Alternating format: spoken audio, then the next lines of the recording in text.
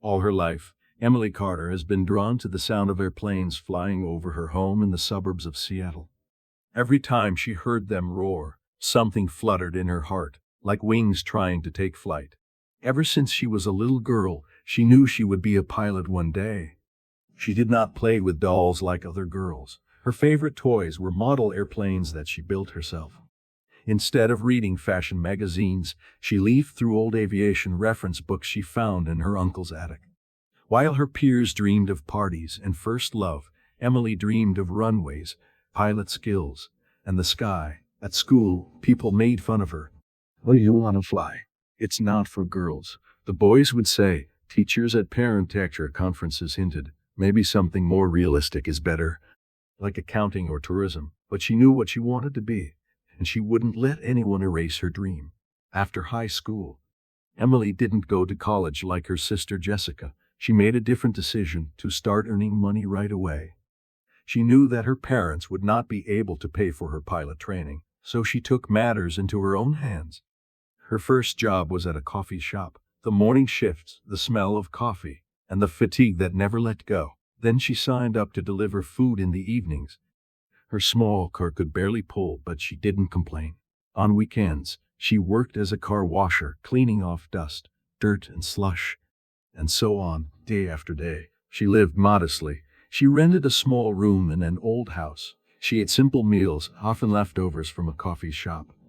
Her wardrobe consisted of 3 t-shirts, 2 pairs of jeans, and a work uniform.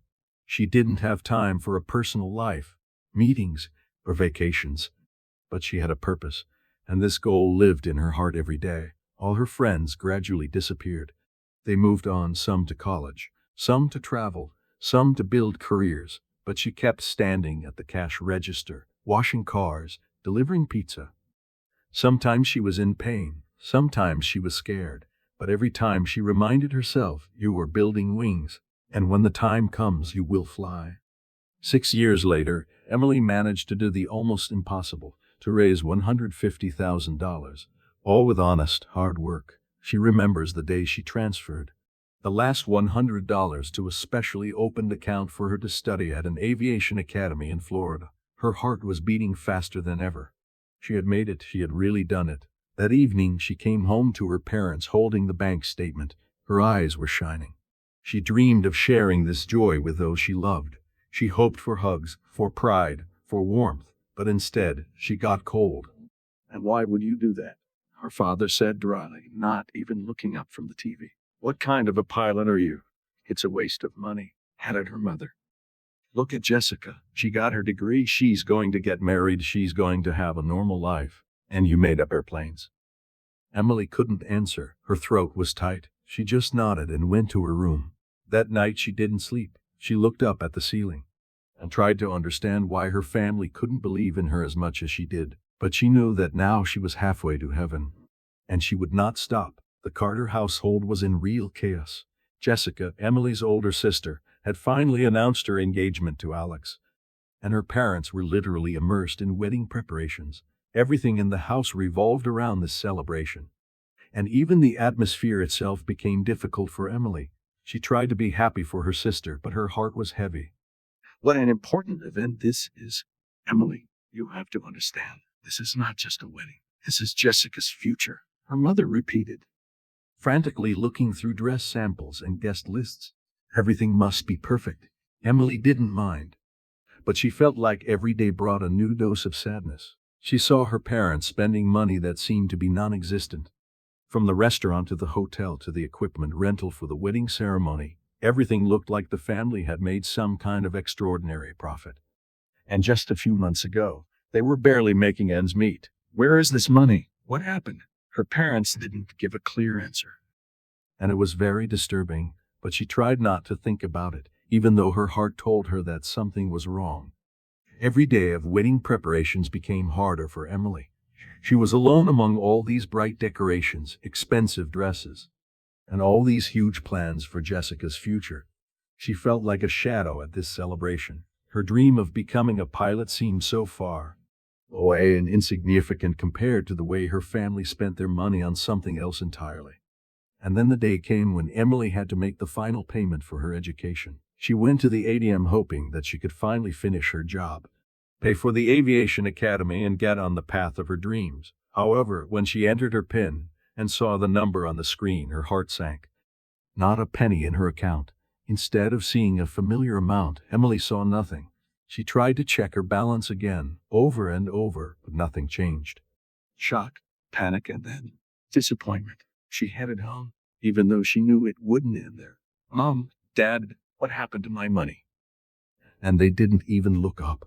Only her father, not taking his eyes off the TV, grunted, "What happened? I checked my account.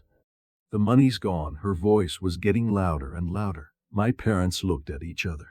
Their gazes were cool, without any surprise. "Yes, we took it," her mother added calmly. "It's money for Jessica's wedding." Emily felt dizzy. "You what? How could you? That's my money. I worked for 6 years. I didn't ask you for anything. I saved it for my studies. We don't believe in this dream of yours." Her father said, looking up from the TV. "A pilot. It's not for you. It's a man's profession, you know. And Jessica is our future. Her wedding is more important." Emily felt her heart breaking. She couldn't understand how her parents, whom she loved and respected, could have treated her feelings so badly. There was so much indifference in their words that this feeling hurt much more than the loss of money itself. "You don't believe in me," she whispered, trying to hold back her tears.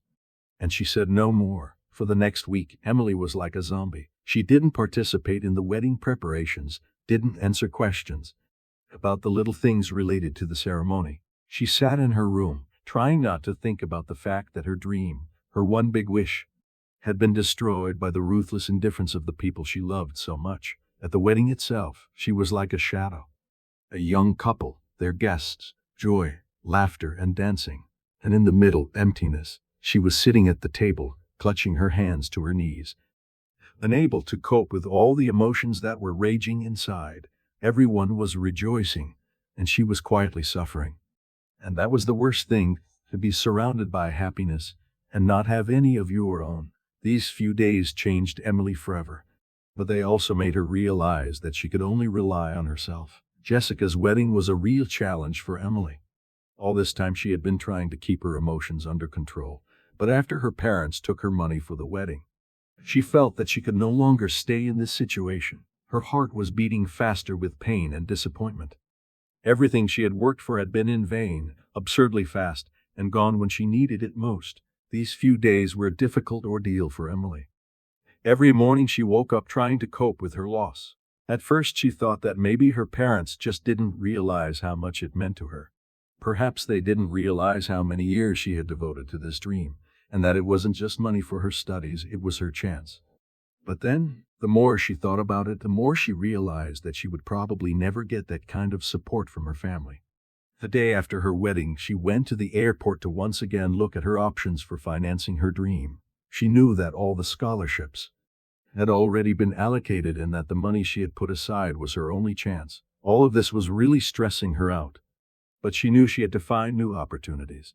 At that moment, her thoughts seemed to return to her Uncle Mike. He had always been like a second father figure to her, and although he didn't have much wealth, she remembered how he always helped when she needed it. It was a home and a warm place that she remembered in times of difficulty. He had repeatedly said that if she needed help, he was always there for her, and now she realized that perhaps this moment had come. She went to him, hoping that he would be able to give her not only words of encouragement but also concrete help. Uncle Mike lived in a small town, and although he lacked finances, he was always willing to give if he could. When Emily came to visit him, they sat and talked for a long time. She shared her pain, her experiences, and how her parents did not believe in her dream. She honestly admitted that she had lost everything she had worked for in recent years, and that she saw no other way out. Uncle Mike listened attentively, and when she finished, he silently took an old box from the top shelf and opened it. Inside was an envelope that he handed to her. "This is for you," he said, and her heart sank. Emily opened the envelope and saw a check for $150,000. "Uncle, are you serious? But why? You're not rich yourself." "You're my family," he smiled, "and I know you're capable of more. I have no children, and you have always been like a daughter to me. This is your chance. I believe in you, Emily could not believe her eyes. From that moment on, she realized that everything she wanted could become a reality. Even if her family didn't believe in her, Uncle Mike became her real savior, and this gesture was the biggest proof that her dream was not in vain. She could feel a surge of energy passing through her body. Her dream had become possible again, and her future was bright. She hugged her uncle and promised him that she would not let him down. With this amount, she was able to pay for all her studies and secure her future as a pilot, which was a step towards her realized goal. And from that moment on, now she was ready to prove not only to herself, but to everyone else that it doesn't matter how many obstacles you face. The only important thing is to have the determination to go forward, and then everything will be possible. A few months later, when Emily received funding from her Uncle Mike, she was already on board her first plane. All of her fears and doubts that she had been carrying around began to melt away like morning fog in the sunlight. She no longer doubted herself. She was a pilot, and this was just the beginning. But despite her success in the academy, her relationship with her parents did not change. They continued to ignore her achievements and still did not support her choices. Their belief in the traditional roles of women remained in place, and they could not accept the fact that their daughter had decided to break stereotypes. They did not even try to understand how much emotional strength and effort she had put into her dream. And yet, Emily did not pay attention to their attitude. She proved to herself and everyone else that her choice was the right one. Every flight, every takeoff and landing confirmed it. She was ready for the future, for challenges, and she didn't let anyone, even those closest to her, question her aspirations. During her last graduation test, Emily flew a large passenger airplane. She received maximum marks for her technical skills and ability to manage stressful situations. Her instructors were impressed with her determination and professionalism. They even noted that she was one of the best students they had seen in their entire careers. After graduation, she was offered a job at one of the largest airlines in the United States. It was a dream come true. Although she could not change her parents' attitude towards her, she began to gain recognition and respect from those who appreciated her for her achievements. One day, after several months of work, she received a letter from her Uncle Mike. In it, he wrote that he was proud of her accomplishments and that he had always believed in her even when everyone else doubted her. He even came to Seattle for her first big event as a pilot, and that moment was particularly important to Emily. At that moment, she realized that there were people in the world who believed in her and supported her, even if they weren't her family. Her parents still showed no interest in her career. They didn't even ask how she was doing as a pilot, but Emily didn't worry about it anymore. She was on top again, and she knew that this height was not only physical but also emotional. She was able to prove to herself and the world that she could achieve any goal, even if it seemed impossible. And most importantly, she realized that real strength is not in getting approval from others, but in not stopping and going after your dreams, regardless of who believes in you and who doesn't. Emily Carter became a pilot,